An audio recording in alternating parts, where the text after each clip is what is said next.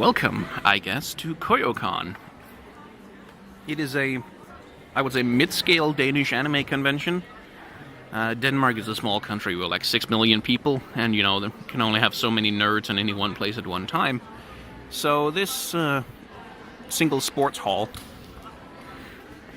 it's basically a gym. I think it's attached to a school, is pretty much it. And I've got a panel on character design in about 4.5 hours, I think. I'll be hosting that. No idea if anyone's going to show up. Genuinely, I will be surprised if they do. Because I don't, to the best of my understanding, I'm not exactly a huge Danish YouTuber by any means. I mean, I'm not a huge YouTuber by any means. Full stop, so... yeah. It's kind of nice. It's kind of pleasant. I don't mind crowds. I don't mind lots of people. They just exhaust me. But this is the kind of size that I can handle. It's like 10 a.m., so it's probably going to fill up a lot more as the afternoon wears on. And there's a lovely little artists alley down here. I've still seen some really nice art on display down there, and some really talented work from people. I'm gonna have to go and check it out. Unfortunately, I have absolutely bingo on me in terms of cash, so unless they accept like some kind of mobile digital pay thing, I'm probably not gonna be able to buy anything, which sucks. But you know, some really good artwork on display. And we got, like, there's some local shops. Epic Panda, which is a local shop in Aarhus, which is a town not too far from here, has a stand down there selling a hell of a lot of Funko Pop figures, as far as I can tell, and t-shirts and shit like that. And there's a lot of BTS stuff. And I do believe I see BTS body pillows over there, as well as a bunch of anime body pillows and just cosplay shit.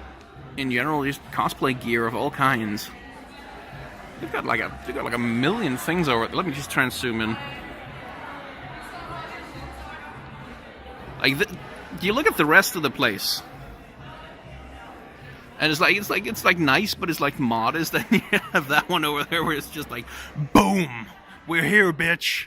I don't know if they expect to sell all of that merchandise over the course of the event. It would be impressive. I mean, I may be underestimating the audience in terms of how much the purchasing power they have, but it seems optimistic to me. But again, I'm not super connected to the Danish anime community. Oh, yeah, furry, cool.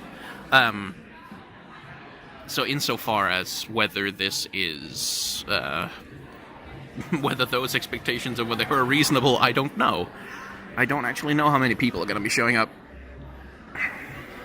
But yeah, looking forward to my panel, I think. Cautious optimism anyway. I've got a VIP badge, if you can believe it. This is all still very weird to me. To be invited to anywhere, let alone be invited as a speaker, is unusual. But I'm happy. I'm happy I got to go. Especially, I got some bad news last night that I'm still processing. Well, not last night, actually. This morning. So this is a welcome distraction. A welcome distraction, indeed. Hey, there's a Bendy and the Ink Machine cosplay walking around down there. Cool. By the way, the cosplay level is really... like, there's a McCree down there who's, like, really frickin' well done. And I knew the Danish cosplay community was at a pretty high level, but still, I've been surprised just by how high quality, like the wigs and shit they've got going on. There's an Uraraka from My Hero Academia down there who's just looks pitch perfect. Honestly, it's some really high level cosplay going on here. Maybe I'll get some footage if I can snag it just to show it off, because like there's a Red Riot, nice. Because like, I'm impressed. I'm honestly very impressed. I haven't been to an anime convention in years, and the last time I went, like, I remember the cosplays were sort of nice, but they were also sort of kiddie enthusiastic, and not, if we're honest, at a very high level. And a lot of the cosplayers here just blow it out of the water. It's like they're really freaking good. And there's a hell of a lot of My Hero Academia cosplay, obviously. Anyway, I'll stop talking now and start walking the floor. So, I've been walking the floor for a while, and it's sort of starting to fill up. People are filing in all the time. Just more and more people showing up, arriving, walking around. And I forgot how much I like these conventions, actually. I forgot how nice the atmosphere can be at a place like this. Because people, see each other and go, holy shit, that's an amazing cosplay, and then they take pictures, and then they talk, and then they find out that they like the same anime, and then, sit down and talk, and friendships are formed, and the whole atmosphere of the place, at least at the moment, is just a lot of playtime and a lot of positive relating to each other. Goofing around, having fun, reveling in being nerds. And that's really a nice feeling. I really like that. I think that's really good. I think it's healthy, actually, on a lot of levels.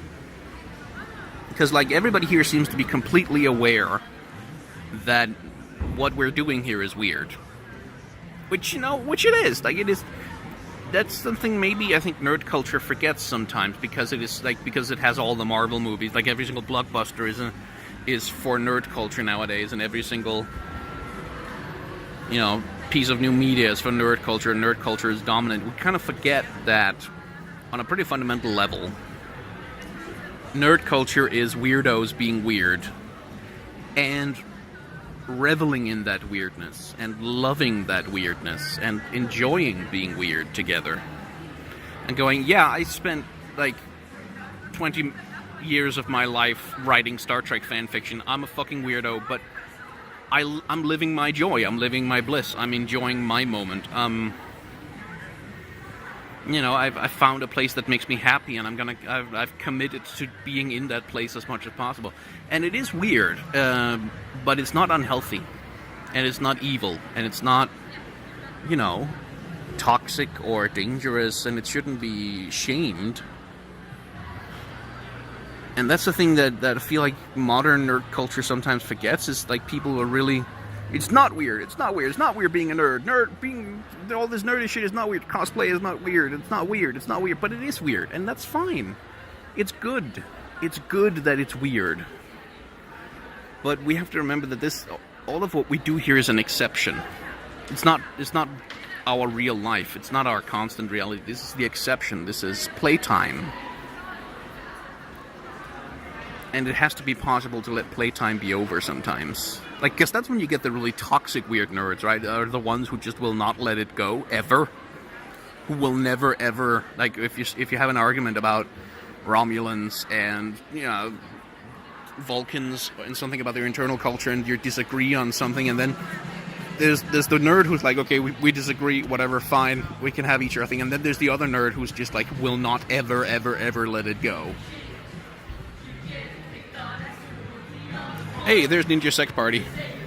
Not the actual band, but they're dancing to it. Father, more we are the fanboys from the tough side of town. Yeah, anyway, I went off on a whole thing there. I don't know if that's especially useful. It's just something that struck me, is to remember that this is playtime, and there's absolutely nothing wrong with it. We just have to remember that it is playtime. And there's nothing wrong with being weird at playtime. Playtime is for weirdness.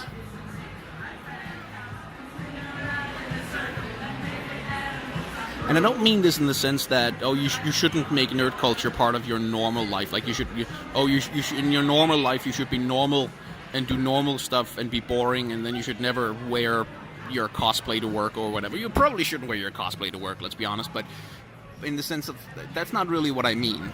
What I mean is that it has to be possible to let it go. Not that you have to always let it go at all the time, but it has to be possible to let it go. And the moment when it's not possible to let it go anymore, that's when I think things go wrong in some bad ways. And again, this is a very old nerd, 30 years old, holy shit, how old am I? reflecting on a long life in nerd culture and, you know, the wonderful, wonderful things it can do, which you can see at this convention. It's just... there's fucking smiles everywhere. Everywhere there's smiles. Everywhere there's people who are just being weird and enjoying it and not looking sideways at anyone else for being a weirdo either. And some really fucking good cosplays. I really can't emphasize that enough.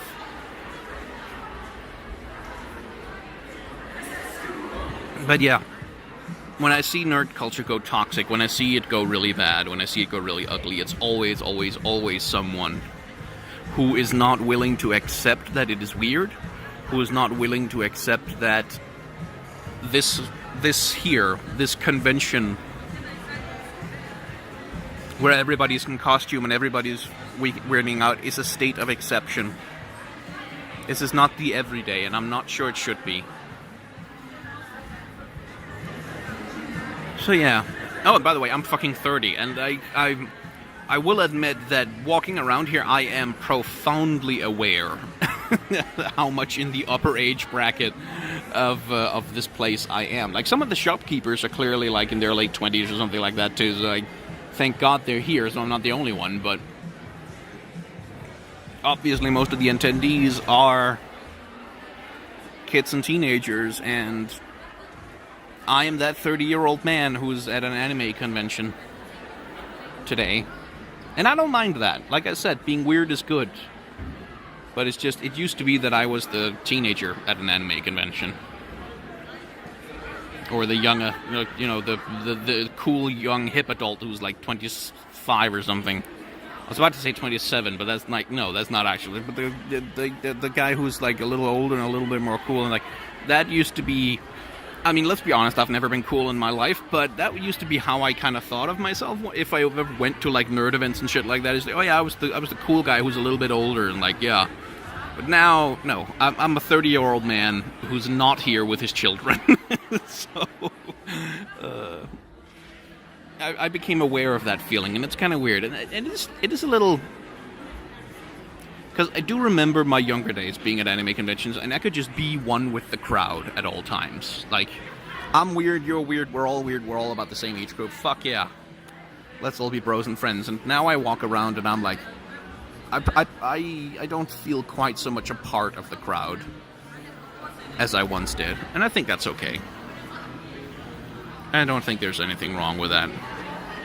Oh, and by the way, this shop over there, they have production sketches from Kill La Kill, which are like the model sheets and sort of the reference material that the animators were using and stuff like that. The copies, obviously, not the originals, but they, oh my god, I'm tempted. I'm so fucking tempted. And they have, I also saw they have like vintage Game Boys, like the little Game Boy Pockets and Game Boy Colors and stuff like that, and I was like, there's a part of me, I have fucking emulators at home, but there's a part of me that really wants to buy a Game Boy Pocket and one of those cartridges with like 50 games on them. And I know I shouldn't, but good lord. Hey, so since I was pontificating on fandom earlier, just one little thing I wanted to bring up.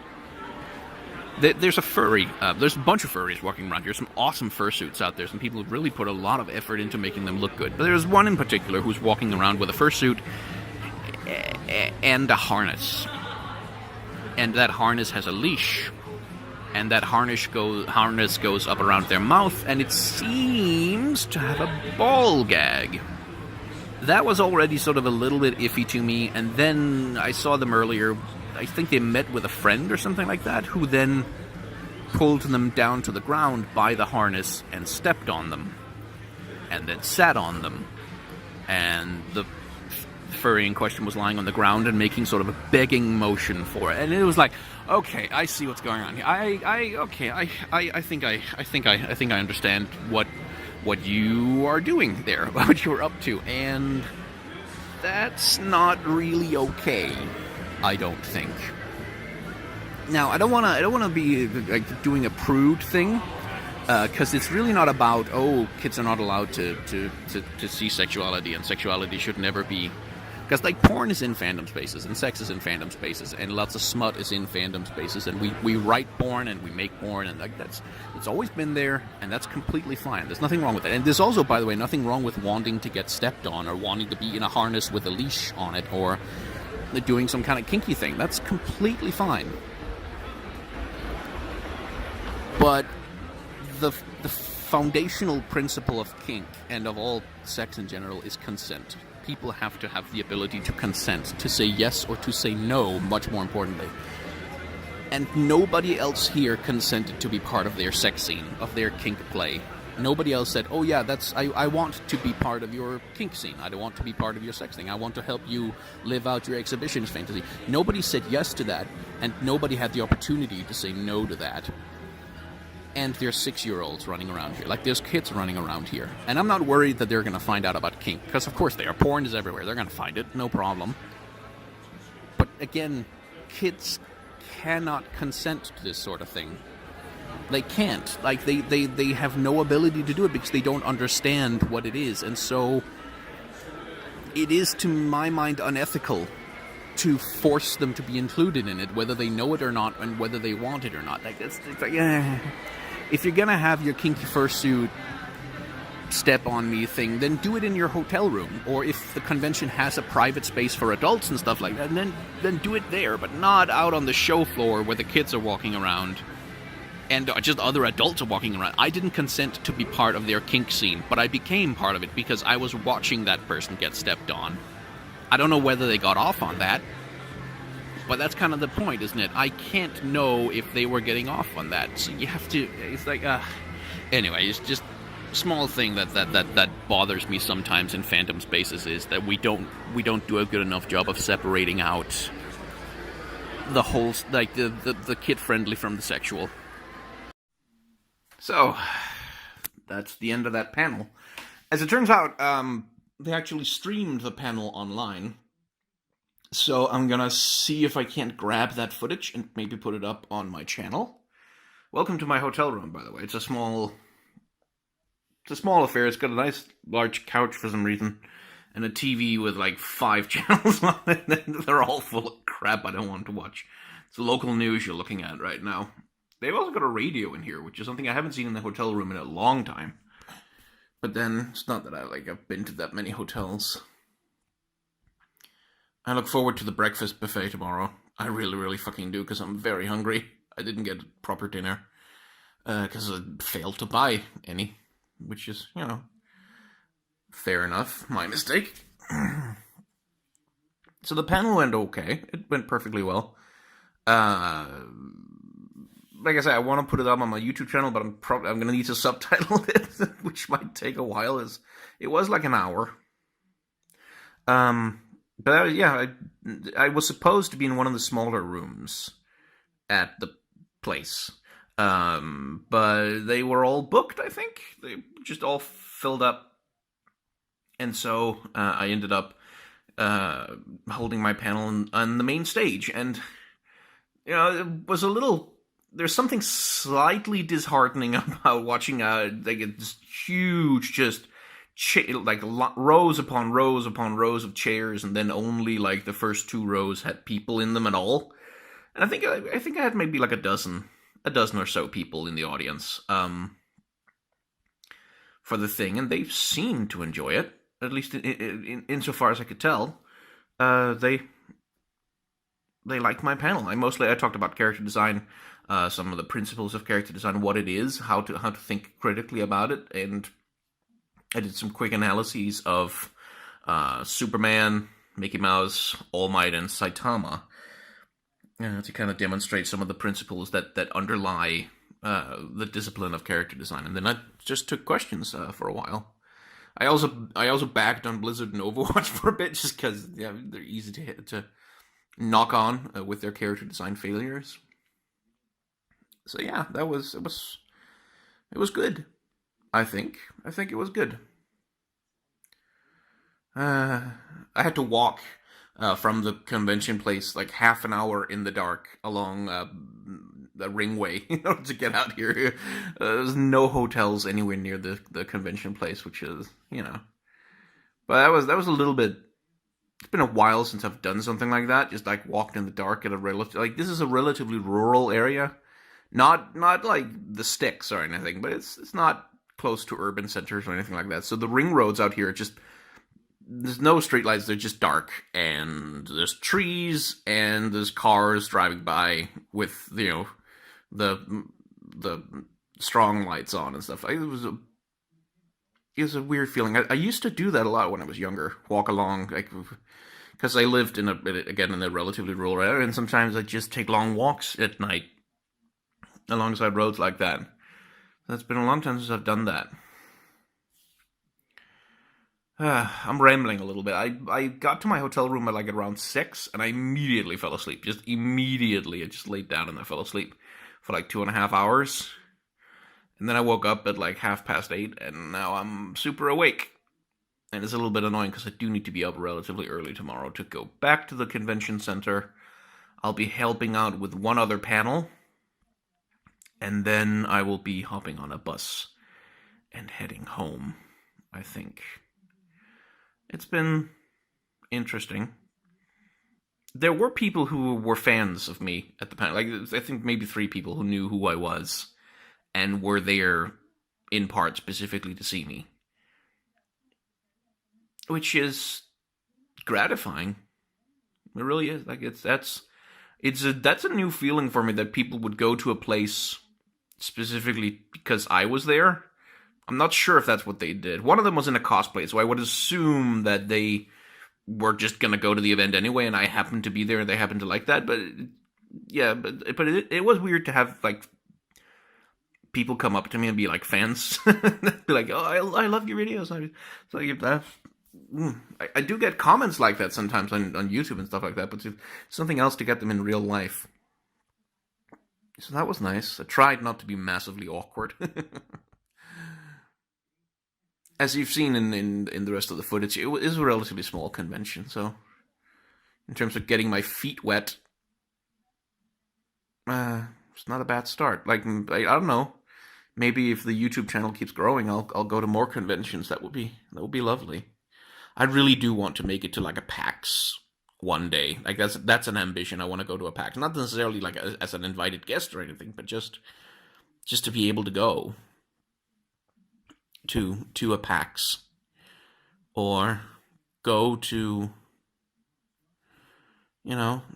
any of the big conventions that happen around the place. A PAX or a VidCon or something. I'm not sure I want to go to a VidCon, actually, considering just how much celebrity culture goes on there, but if I was invited, which I won't be for a good long while, if ever,